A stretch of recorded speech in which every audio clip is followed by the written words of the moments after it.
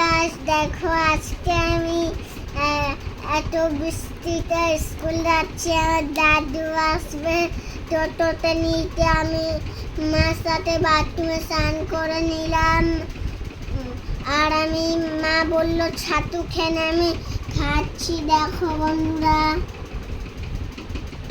আশা করছি খুবই ভালো লাগলো। লাইক শেয়ার সাবস্ক্রাইব করে দিও। আর একটা ম্যাজিক করে সবাইকে গুড মর্নিং সকালে। ভালো না? আজকে ডিমের ঝোল করেছি, ডিম ভাজা, আর দু পিস কাতলা মাছ ছিল, সেটাকে পটল বড়ি দিয়ে ডাটা দিয়ে আলু দিয়ে একটা পাতলা করে ঝোল করেছি। স্কুল থেকে আসার ছেলের সময় হয়ে গেছে, সব বিছানা পাটি সব পরিষ্কার পরিচ্ছন্ন। বড় ছেলে স্নান করে পুজো দেবে, ব্যাস তারপরে আমি স্নান করে ছোট ছেলে আসলে ভাত খাবো।